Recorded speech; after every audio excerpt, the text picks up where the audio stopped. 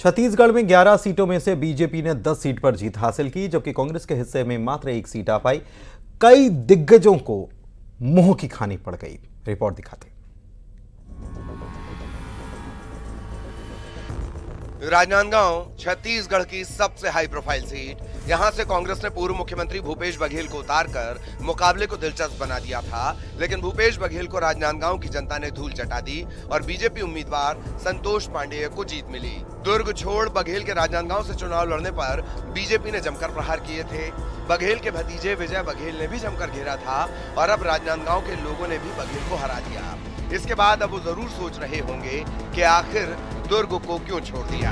राजनांदगांव कांग्रेस भूपेश बघेल हार, बीजेपी संतोष पांडेय जीत। रायपुर से बीजेपी ने अपने 9 बार के विधायक बृजमोहन अग्रवाल को टिकट देकर इस सीट को हाई प्रोफाइल बना दिया।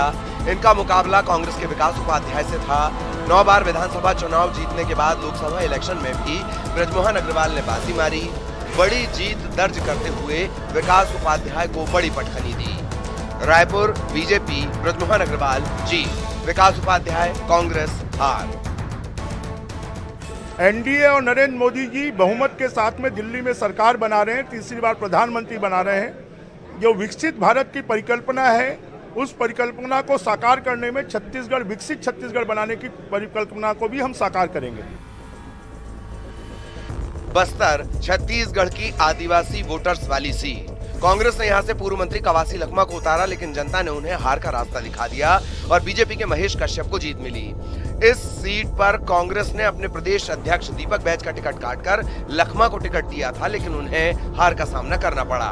बस्तर कांग्रेस कवासी लखमा हार, बीजेपी महेश कश्यप जीत। कोरबा से बीजेपी ने सरोज पांडेय को उतारकर चुनाव को हाई प्रोफाइल बना दिया था, लेकिन सरोज पांडेय को हार का सामना करना पड़ा और दूसरी बार ज्योत्सना महंत को जीत मिली। यहाँ की जनता ने सरोज पांडेय को नकार दिया। शायद सरोज पांडेय अब सोच रही होंगी कि काश पार्टी ने उन्हें दुर्ग से ही चुनाव लड़ा दिया होता, जहां से वो पहले भी सांसद रह चुकी हैं। कोरबा ज्योत्सना महंत कांग्रेस जीत, सरोज पांडेय बीजेपी हार।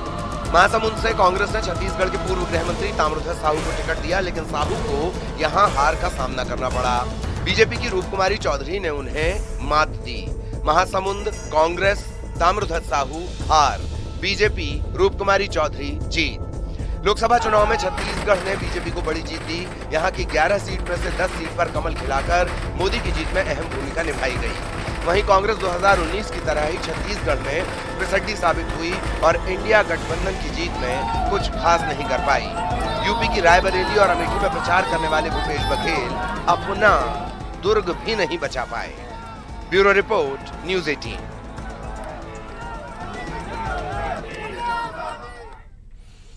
दुर्ग से बीजेपी के प्रत्याशी विजय बघेल ने एक बार फिर से जीत दर्ज की। उन्होंने कहा कि छत्तीसगढ़ की जनता ने एक बार फिर बीजेपी पर भरोसा किया है। बीजेपी फिर से सरकार बनाने जा रही है और तीसरी बार नरेंद्र मोदी ही प्रधानमंत्री बनेंगे। सरकार के दौरान ही ये साबित हो गया था कि मोदी जी ने जो संकल्प लिया है और हमारे भारतीय जनता पार्टी एनडीए के जो नेताओं ने और कार्यकर्ताओं ने जो मेहनत की है, जनता जनार्दन का विश्वास लगातार जो भाजपा की सरकार, एनडीए की सरकार और मोदी जी के प्रति बनी है, वो जीत की ओर अग्रसर चुनाव प्रचार में ही लगने लगा था। मोदी गारंटी के ऊपर लोगों का विश्वास है और देश की जनता चाहती है कि देश के लिए कुछ करने वाले, देश के हित के लिए, जनता के हित के लिए, देश को विश्व के शिखर में ले जाने के लिए जो नेता और जो पार्टी कृत संकल्पित है उसका साथ दे। और उसी का परिणाम है कि मोदी जी के नेतृत्व में जो लगातार देश आगे बढ़ रहा है, देश का मान सम्मान स्वाभिमान विश्व में बढ़ा है, उससे उस विश्वास के आधार पे जनता जनार्दन अपना मत दी है। इधर छत्तीसगढ़ में बीजेपी को 11 में से 10 सीट पर जीत हासिल हुई। कोरबा लोकसभा सीट छोड़ दी जाए तो बाकी सभी पर बीजेपी का परचम फहरा है। डिप्टी सीएम ने इसे पीएम मोदी की जीत बताया और कहा कि तीसरी बार एनडीए की सरकार केंद्र में बनेगी।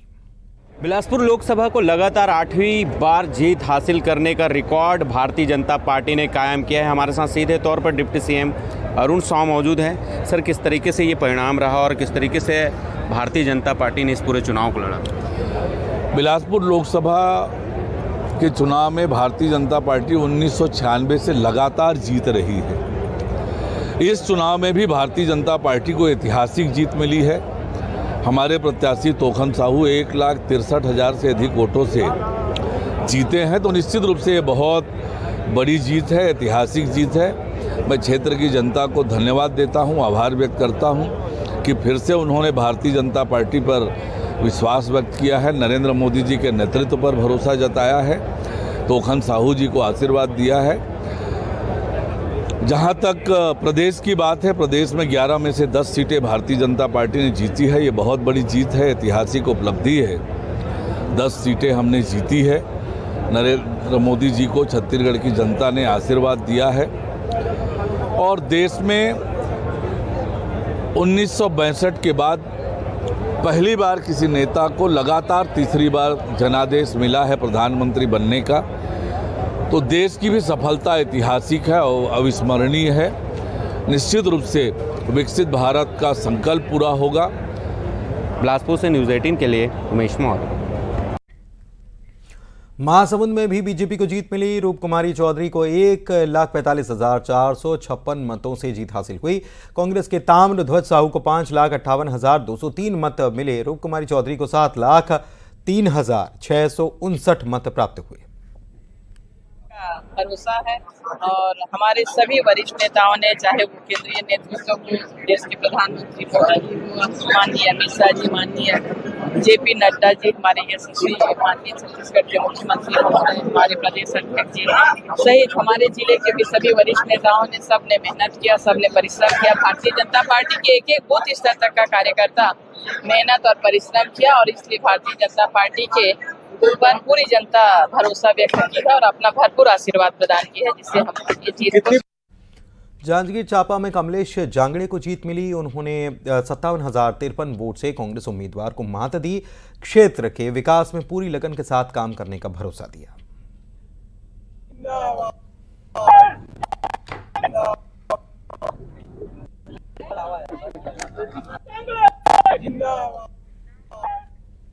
वहीं मुरैना श्योपुर लोकसभा सीट से बीजेपी के प्रत्याशी शिव मंगल सिंह तोमर की जीत पर श्योपुर में भारतीय जनता पार्टी के कार्यकर्ताओं ने जश्न मनाया और शहर के जय स्तंभ चौक पर आतिशबाजी की और मिठाई बांटी। शहर भर में बैंड के साथ जुलूस निकाला गया। ये जुलूस गांधी पार्क से मुख्य बाजार होते हुए टोडी गणेश होते हुए वापस जय स्तंभ चौक पर समाप्त हुआ।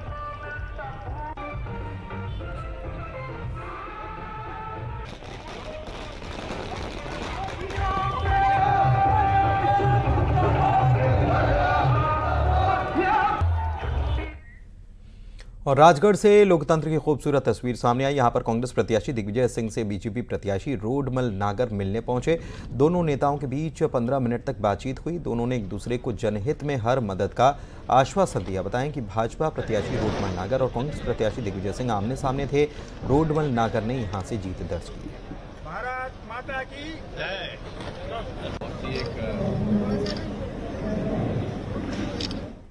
वहीं उज्जैन लोकसभा सीट से बीजेपी प्रत्याशी अनिल फिरोजिया ने एक बार फिर से जीत दर्ज की। सांसद अनिल फिरोजिया ने अपना पिछला रिकॉर्ड तोड़ा। इस बार उन्होंने 3,75,860 वोटों से जीत हासिल की। जीत के बाद सांसद अनिल फिरोजिया ने उज्जैन शहर और आलोट की जनता का आभार जताया। अनिल फिरोजिया ने कहा है कि जनता के बीच में जो वादे किए हैं उसे वे पूरा करेंगे। अनिल फिरोजिया जी जो हैं सांसद, उनका पिछला रिकॉर्ड टूटा है। हमारे साथ में सांसद जी है। सांसद जी आपको बधाई हो, आपका पिछला रिकॉर्ड टूट गया है और उससे अधिक वोटों से आप जीत गए हैं। और इसको लेकर अब जनता ने जो आशीर्वाद दिया है, जनता का जो वादे आपने किए थे, कैसे? भारतीय जनता पार्टी हमेशा जब भी चुनाव लड़ी है, विकास और विकास के नाम पे चुनाव लड़ी है। हमारी देश में केंद्र में हमारी सरकार आए या मध्य प्रदेश में सरकार आए, हमने विकास कार्य करे हैं और जनता को हम पे विश्वास है और उसी आधार पे जो हमने वादे किए थे उसको निभाया है, पूर्ण करे हैं। इसलिए जनता ने हमको पिछले मतों से ज़्यादा मतों से, रिकॉर्ड मतों से हमको विजय श्री का आशीर्वाद दिया। सिंह तारा है, उसको लेके भी कई रूपरेखा तैयार की गई है, कैसे उसको?